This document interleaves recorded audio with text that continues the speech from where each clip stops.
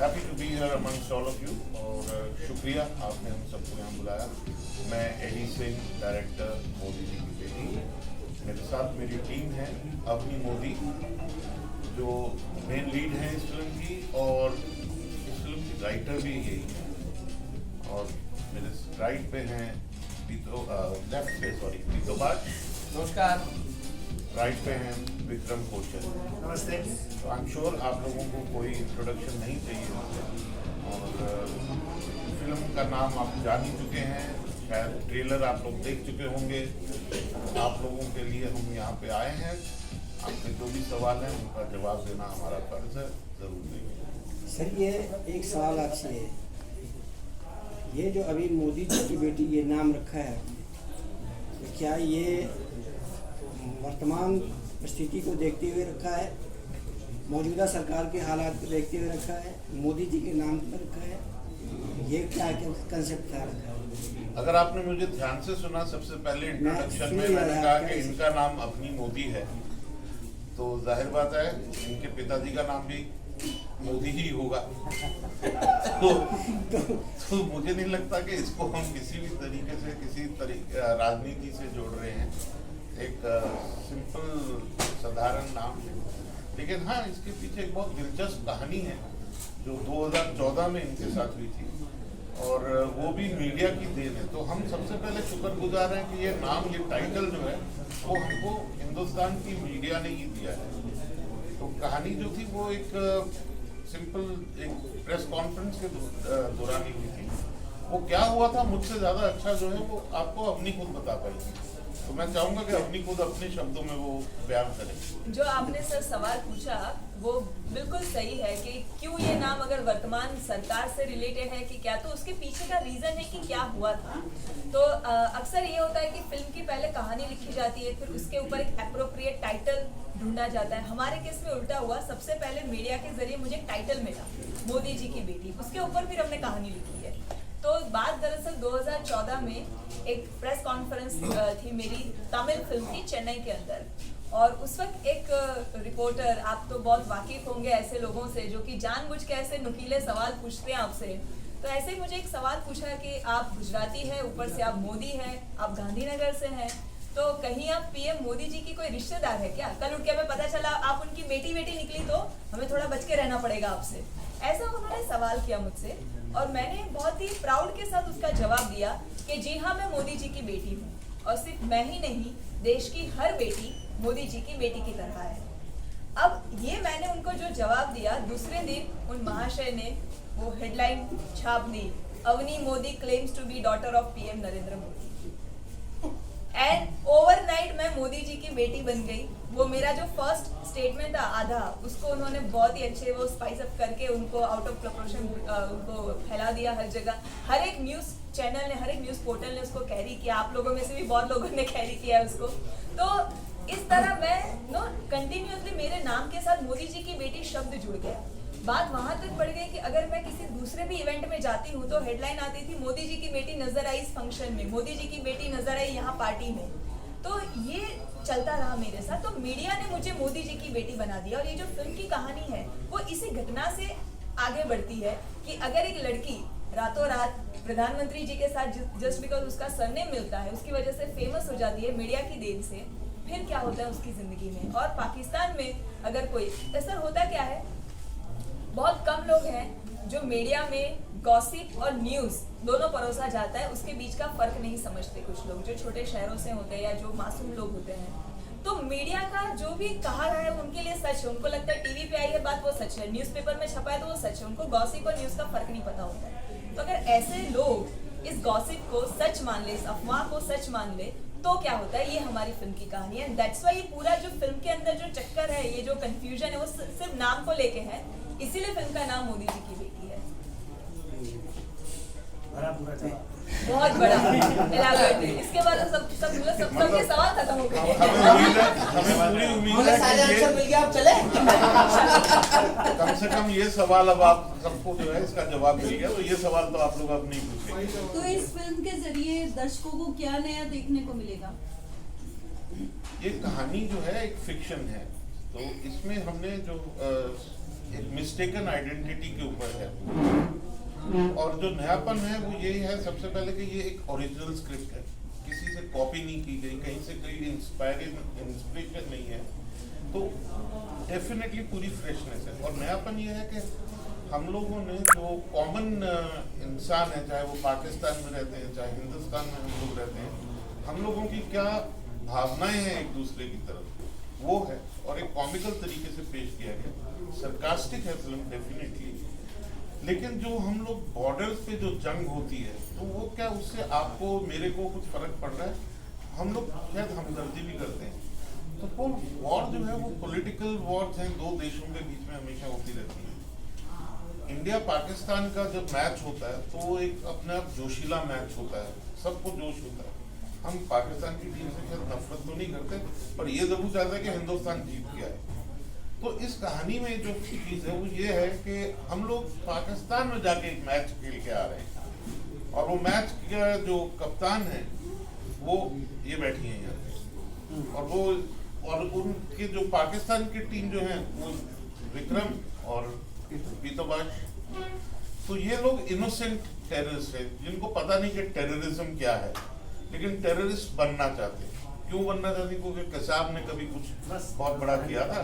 अब उसके ऊपर कहानी नहीं बता रहा हूँ, चिंता मत करो, चिंता मत करो। जो गलत रास्ते पे भटक जाते हैं लोग, ये उनकी कहानी है, और उनको वो कैसे जो है एक सही तरीके से हार्मनी के तरीके से उनको एक मैसेज मिलता है, how they come on the right track. एक और छोटी चीज है मैम, हम इस फिल्म में प्यार की बात कर रहे हैं, पर लड़का लड़की के प्यार के बियॉन्ड जो प्यार एग्जिस्ट करता है ना दुनिया में, हम उसके बियॉन्ड बात कर रहे हैं। तो एक कन्वेंशनल लव स्टोरी जैसा जो आपको हमेशा मिलती है फिल्मों में कि एक हीरो होगा एक हीरोइन होगी, वो नहीं है। वो नहीं है इस फिल्म में। कहीं आपको रोमांस, पेड़ के पीछे नाच गाना वो सब नहीं है। इनफैक्ट बहुत ही कम गाने भी हैं फिल्म में, 3 ही गाने हैं, वो सब सिचुएशनल गाने, एक प्रमोशनल सॉन्ग है हमारा जो कि फिल्म के अंदर आता है, वो भी। तो फिल्म में ले देकर 2 गाने, और वो सिर्फ आपको लगेगा कि जरूरत थी इसलिए डाले। राइट। पर फिल्म के अंदर फुल ऑन एंटरटेनमेंट है, जिसके लिए हमने फिल्म बनाई है, और आपको हंस हंस के लोटपोट हो जाओगे, उस बात की गारंटी है। अपनी इस फिल्म की स्क्रिप्टिंग आपने की, सर ने बताया, तो स्क्रिप्टिंग करने के बाद आप सर के पास स्क्रिप्ट लेके गई थी कि ये आपका कॉन्सेप्ट है, या उससे पहले ही आपने सर से कांटेक्ट कर लिया था कि मेरे साथ ये चीजें हो रही है, इसके साथ कोई फिल्म बनाया जाए क्या? देखो ये ऐसा ही कुछ हुआ था। दरअसल पहले तो ये कॉन्सेप्ट मुझे मिला कैसे, मैं ये बताई, बड़ा इंटरेस्टिंग हुआ था। ये कंट्रोवर्सी तो मैंने बताई 2014 में हुआ था मेरे साथ, वो फिर लगातार चलता रहा। अब 2017 के आसपास की बात है, तब ये जो इंडिया पाकिस्तान एक्टर्स को जो बैन किया है वो नहीं था उस वक्त, वो काम कर रहे थे सब लोग। तो मैं, एक हमारे फ्रेंड है जो कि उनका लंदन में प्रोडक्शन हाउस है, तो वहाँ पे पाकिस्तानी फिल्में भी शूट होती है, तो ऐसे ही मुझे उन्होंने एक पाकिस्तानी फिल्म की ऑफर दी। तो मैंने कहा क्यों नहीं, अगर माहिरा खान यहाँ काम कर सकती है, फवाद खान कर सकते हैं, तो हम भी कर दो। बहुत सारे एक्टर्स ने किया भी है वहाँ पे जाके पाकिस्तानी फिल्मों में काम। तो उन्होंने फिर सोचा और कहा कि लेकिन एक दिक्कत है, वो जो तुम्हारे सरनेम को लेके जो इंटरनेट पे तुम्हें मोदी जी की बेटी बुला रहे हैं लोग, तुम्हें पाकिस्तान भेज दिया, फिर तुम वापस नहीं आ पाई, तो हमें जवाब देना भारी पड़ जाएगा लोगों को, तो इसलिए ये रहने देते हैं। और फिर मैंने कहा सर ये तो लेकिन गॉसिप है, सबको पता है, बोलते वो जो मिलिटेंट्स होते हैं उनको, वहाँ टेररिस्ट जो होते हैं उनको ज़्यादा नॉलेज होती नहीं है, वो इतने ज़्यादा पढ़े लिखे भी नहीं होते। तो ये फिल्म का प्लॉट मुझे ऐसे मिला कि हाँ, अगर कोई पाकिस्तान में अगर एक एक्ट्रेस वो फंस जाती है, मोदी सरनेम है, कैसे वहाँ से वो बाहर आएगी, ये पूरी कहानी इस फिल्म की ऐसे मिली। और जैसे ये मेरे दिमाग में ये आइडिया आया, मैंने इमीडिएटली एडी सर को फ़ोन किया, और हम लोगों ने पहले भी काफ़ी काम किया है, तो ऐसे ही हम लोग इस लेवल पे तो तुक्के बोलते हैं इसको, तो ऐसे कोई तुक्का आता है तो सर को मैं शेयर करती थी। सर ने बोला यार आइडिया इंटरेस्टिंग है, आइडिया छोड़, पहले तो नाम बड़ा इंटरेस्टिंग है पिक्चर का, और उसके ऊपर ये कॉन्सेप्ट बड़ा प्यारा है, I think we should do this. तो मैंने कहा फिर आप डायरेक्टर हैं, आप लिखवाइए, किसी राइटर को हायर कीजिए। तो उन्होंने कहा कि नहीं तू लिख। मैंने कहा नहीं, मैं राइटर नहीं हूँ, मैं तो एक्टर हूँ, मैं कैसे लिखूँगी। फिर उन्होंने लिखवाया भी, 2-4 राइटर्स से सैम्पल सीन लिखवाए, उनको भी मज़ा नहीं आया, मुझे भी पसंद नहीं आया। तो उन्होंने एक्चुअली मुझे फोर्स करके राइटिंग करवाई कि तूने ये सोचा है तो तू ही लिख पाएगा, तुझसे बेटर शायद कोई नहीं लिख पाएगा। तो मैं भी कहीं ना कहीं मेरे अंदर ये हिडन पोटेंशियल था, लेकिन सर ने उसको पहचाना मुझसे पहले, और इनकी बदौलत आज मैं एज अ राइटर भी काम कर रही हूँ और एक अच्छी स्क्रिप्ट मैं लिख पाई हूँ। So yes. हाँ, दोनों कॉमन है सही है। मोनी जी गौरव करें ना बहुत टाइम से थैंक यू, यस। मेरा सवाल आपसे भी और एडिटर से भी है। जी। ये एक तो ट्रेलर में ही आप जब बोलते हैं कि कसाब जैसा नाम करना है, तो इन चीज़ पर लगता नहीं है थोड़ा ये अलग से मैसेज हो गया कि कसाब ने बहुत बड़ा काम किया है? तो सवाल आपसे है इसका। बिल्कुल।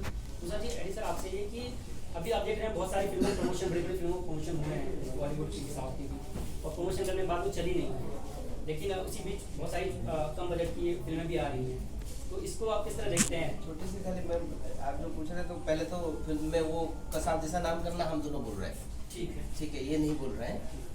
अब जैसे कोई चोर बनना चाहता है ना, उसके आइडल कौन है? चाल शोभराज, समझ रहे?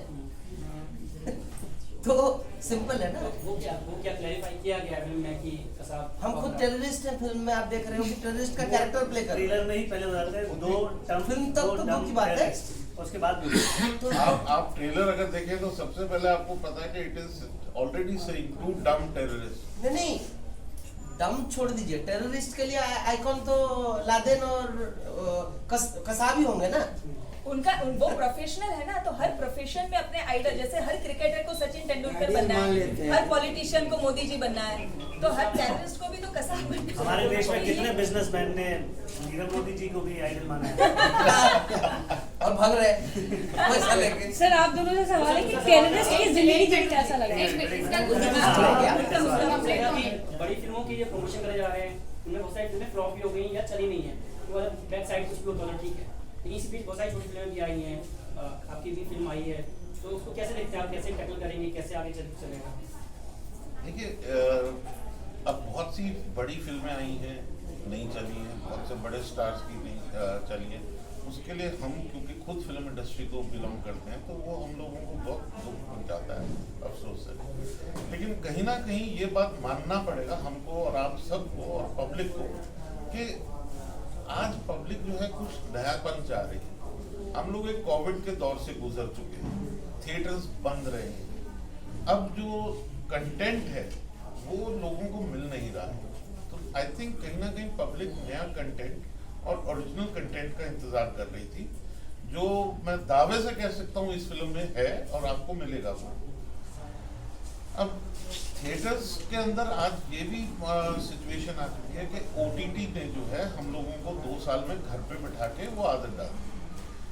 लेकिन अगर अब थिएटर्स खुले हैं और अगर पब्लिक वापस थिएटर्स में जाना शुरू करे और उनको एक अच्छा कंटेंट नहीं मिलता है, तो जाहिर है उनका रिस्पांस जो है वो ये होता है कि भाई पैसा वसूल नहीं हुआ। तो अब मैं ये दावे से बोल रहा हूँ और मैं चाहूँगा पब्लिक जो है इस पिक्चर को जाए, इसको पसंद जरूर करेंगे वो, और वापस आते हुए हर एक के चेहरे पे मुस्कुराहट आपको मिलेगी और ये जरूर बोलेंगे वो कि पैसा वसूल। अवनी, आपने कहा कि मोदी जी की बेटी के रूप में आप जानी जा रही हैं और हर लड़की मोदी जी की बेटी है, तो क्या मूवी में महिलाओं के लिए भी मोदी जी ने बहुत सारा काम किया महिलाओं के लिए, क्या कुछ मैसेज आप लोगों ने मतलब देने का प्रयास? सर, उनको रिप्रेजेंट करके वो सारे काम मैं पाकिस्तान में जाके करके आ रही हूँ। तो फिल्म तो 80% पाकिस्तान के अंदर है, लेकिन हाँ, मोदी जी की बेटी वो एक सिंबलिक टाइटल है, वो रिप्रेजेंटेशन है देश की हर एक बेटियों का। तो मैंने फिल्म में भी यही कहा है और हमेशा यही कहती हूँ कि इस देश की हर वो बेटी जो कि साहसिक है, निडर है और जो सच का साथ दे रही है, जो अपने सपने पूरे करने के लिए हर एक परिस्थिति में वो मुकाबला कर रही है, वो हर बेटी मोदी जी की बेटी कहलाती है। So this is the reason कि वो हर बेटी इतनी काबिल है कि उसको कहीं भी किसी भी देश में छोड़ दो, वो अपने देश का नाम रोशन करती आपके आइडियल लीडर मतलब मोदी जी हैं? है। हाँ जी, आपके आइडियल लीडर मोदी जी हैं? हाँ बिल्कुल, सबके ही है मेरे ख्याल तो आपकी अरे हमारे देश का प्रधानमंत्री है भाई, तो क्या हम सबके हैं। हमने बनाया है उनको चुन के। आपने ये फिल्म आप ये कह रहे हैं कि इस फिल्म में नया क्लेवर है, नई स्टोरी है, अभी तक कोई स्टोरी शायद ऐसी नहीं है, आपका कहना ये है क्या आने वाली फिल्मों में क्या यह पहले आ चुकी है, उसमें आतंकवाद नहीं दिखाया गया, या कहीं फिल्म नहीं, की वो मोदी जी स्टोरी की में बेटी नहीं पत्रकार दिखाई कहीं गई। ऐसी नहीं दिखाया गया, या कहीं ऐसी स्टोरी कहीं पाकिस्तान से जुड़ी हुई ना हो, नहीं दिखाई गई, सिर्फ एक नाम के लिए, पब्लिसिटी के लिए आपने ये सब चीजें? नहीं सर, मैं आपका जवाब दूं क्योंकि मैंने लिखी है, मैं इसका आपको सही जवाब देती हूँ। हमने बहुत सारी भारत पाकिस्तान के ऊपर आतंकवाद को लेके फिल्में देखी है, बराबर। उस फिल्मों में और इस फिल्म में फर्क क्या है मैं बताती हूँ। हमने हमेशा पाकिस्तान को गालियां निकाली है फिल्मों में, हैंडपंप उखाड़े हर फिल्मों में जाके, ठीक है, पाकिस्तान को बुरा भला कहा गया है। यहाँ पे ये फिल्म के अंदर पाकिस्तान को ना नीचा दिखाया गया है, ना किसी धर्म को, ना किसी कास्ट को नीचा दिखाया गया है। उल्टा पाकिस्तान और भारत को दोनों को मिलके आतंकवाद को कैसे खत्म करने के लिए आगे आना चाहिए, ये बात कही गई है, ठीक है। दूसरी बात जो आप कह रहे हैं कि और इसमें क्या नयापन है, हमने जब भी पाकिस्तान और भारत की बात आती है तो जितनी भी फिल्में हमने देखी है ना, उसमें जो परसेप्शन देखा है वो या तो पॉलिटिकल परसेप्शन देखते हैं फिल्मों के अंदर, या तो आर्मी का परसेप्शन होता है, या तो फिर जो होता है वो हमारा टेररिस्ट का परसेप्शन होता है। जितनी भी फिल्में आई है, जैसे आप पूरी मान लो फॉर एग्जांपल, वो तो जगह सत्य घटना पे आधारित थी, लेकिन परसेप्शन जो हमें दिखाया जाता है वो यही होता है। पहली बार एक फिल्म के अंदर कॉमन मैन का परसेप्शन दिखाया गया है कि आप जैसे हम जैसे लोग जो कि घर में टीवी पे बैठ के न्यूज पढ़ते हैं, अखबार में न्यूज पढ़ते हैं, वो क्या सोचते हैं पाकिस्तान के बारे में, वो क्या सोचते हैं आतंकवाद के बारे में, ये कॉमन मैन का परसेप्शन पहली बार फिल्म में दिखाया है। सोचता कॉमन मैन किस तरह के सोचता है, आपने क्या देखा, क्या सोचता है आप इस फिल्म के माध्यम से? आपने कहा कि कॉमन मैन वो जानने के लिए आपको पिक्चर देखनी पड़ेगी, देखेंगे ना सर, उसके लिए आपको पिक्चर देखनी पड़ेगी। अगर परसेप्शन में याद नहीं करेंगे तो आपको फिल्म में कैसे पता चलेगा? My name is Aakash Chaudhary from filmmaker.com। मेरा सवाल आप लोगों से, आपने कहा कि 80% फिल्म पाकिस्तान में शूट की गई है, जी। तो क्या ये नहीं, पाकिस्तान कहानी पाकिस्तान बनाया गया है। जी मेरा वही मत कि पाकिस्तान में जो शूट की गई, मतलब आपने पाकिस्तान का सेट क्रिएट किया, तो आपने उसको ऑथेंटिसिटी को डेवलप करने के लिए क्या रिसर्च की, क्या आपको कठिनाइयाँ आई? मतलब आई नो कि वो थोड़ा बहुत इंडिया से रिलेटेड होता है, but to make it look differentiate between India and Pakistan, क्या ऑथेंटिसिटी आपने, क्या रिसर्च की, मैं वो जानना चाहता हूँ। काफी सारी उसमें तो प्रोसेस उसमें रहा है तो पूरा। बहुत ही मेहनत का काम है, क्योंकि हर फिल्म की स्क्रिप्ट को बैलेंस करने के लिए आपको उसकी लोकेशंस को ऑथेंटिकली देखना पड़ता है। तो एक डायरेक्टर, एक डीओपी जो है वो लोकेशन हंटिंग पे निकलता है, तो हम लोगों ने सब वो चीजें पहले की विद रेफरेंसिंग। ऐसा तो नहीं होगा कि मतलब विद रेफरेंसिंग कोई भी नहीं करता, टोटल रेफरेंसिंग के साथ रेफरेंसिंग करने के बाद वैसी लोकेशन हिंदुस्तान में ढूंढी जाती है, ये क्या है? हाँ, और बहुत सी चीजें जो सेट्स के ऊपर जो पाकिस्तान के कल्चर के हिसाब से जो चीजें, उनका पहनावा और इवन मितोबाश और विक्रम ने अपने एक्सेंट पे भी बहुत मेहनत की है फिल्म में। वो जिस तरीके से बोलते हैं तो वो पाकिस्तान ऑक्यूपाइड कश्मीर की जो एक्सेंट होती है वो लाने के लिए दोनों ने मेहनत की है। आर्ट डायरेक्टर, प्रोडक्शन की टीम, सब लोगों ने काफी, मतलब हम लोगों ने काफी आर्ट डायरेक्शन के अंदर जो है और जो प्रॉप्स हैं वो स्पेशली रिसर्च करके बनवाए और वो हम अपने साथ लेके गए। इसकी सारी शूटिंग हिमाचल में मनाली में हुई है, और मनाली की ऐसी जगहों के ऊपर जहाँ शायद पहले कुछ फिल्में बनी भी नहीं करी, वो भी लोकेशन टोटल गाड़ी वाड़ी नहीं जाती, हम लोग को पैदल 2-2 घंटा चल के जाना पड़ता था। ये पॉइंट ये जरूर बताते हैं हमेशा, और मुझे डांट पड़वाते हैं। बताइए। तो ये भी हुआ है। और जैसे आप अगर फिल्म में ट्रेलर में भी देखेंगे, आप देखेंगे कि जीतो, मैंने और अवनी ने एक ही कपड़ा पहना। अब तो छोटी सी बात है जी, लेकिन तैयारी इस हिसाब की थी कि हम अगर 30 दिन वहाँ शूट कर रहे हैं और ये एक जर्नी पे निकले, तो जाहिर सी बात है इनके कपड़े चेंज नहीं हो सकते, क्योंकि ये लोग जंगल में जा रहे हैं, लंबे रास्ते पे जा रहे हैं, जर्नी है, तो इनके कपड़े वही रहे। और उस तरीके की करीबन 3 से 4 जोड़े तैयारी करके लेकर गए कि भाई आपको शूट तो 30 दिन करना है, भले ही आपकी जर्नी आप दिखा रहे हो हफ्ते भर की ट्रैवल, तो वो तैयारियाँ हुई हैं। मैं एक छोटी सी बात बताई, और वहाँ पे क्या जो फिल्म के अंदर पाकिस्तान कैसे कोई वो नहीं दिखाए हैं पर जो कि वहाँ की स्ट्रीट्स होती है, पाकिस्तान ऑक्यूपाइड कश्मीर के जो छोटे ढाबे होते हैं, छोटे जो होटल्स जैसा होता है, वो सारा कुछ दिखाए। तो वो वहाँ पे कैसे होता है, पहाड़ों में वो लोग कैसे रहते हैं, वो सारा रिक्रिएट किया गया है। और सर ये to dumb terrorist is not the first time कि बॉलीवुड में ऐसा दिखाया जा रहा है, पहले भी हो चुका है, तो आई होप कि अलग होगा, क्योंकि मैंने आपकी फिल्म के ट्रेलर में कटाक्ष देखे हैं, मोदी जी चाय से रिलेटेड है, कसाब से रिलेटेड है, तो ये काफी अच्छे कटाक्ष है, मतलब और आपकी एक्टिंग आपको हंसी आई कि नहीं ये बताओ? डेफिनेटली मैं आपको एक चीज बताता हूँ, फिल्म में आपको 100% उसका मल्टीपल 20 होगा वहाँ पे। तो बस यही मैं आपसे उम्मीद करना चाहता हूँ, क्या भाई जी मुझे ऐसा लगता है जी कि कोई भी आतंकवाद अगर कर रहा है और आतंकवादी बन रहा है वो डम है, क्योंकि अगर कोई इंटेलिजेंट इंसान है वो टेररिस्ट तो नहीं बनेगा। एग्जैक्टली। तो ये फिल्म सटायर है, सटायर में हम डम टेररिस्ट बने हैं, but we are basically representing the terrorist mindset. that dumb mindset. Yes. They are dumb. If you are a terrorist, then you are dumb. Exactly. Because Very कोई well said. Intelligent इंसान तो दूसरे इंसान को मारेगा और बॉम्ब सुसाइड बॉम्बर बनेगा, ये सब तो नॉर्मल इंटेलिजेंट इंसान तो बनेगा ही नहीं ना. जी. So basically we are representing that dumbness of terrorism. Thank you. Thank you. अभी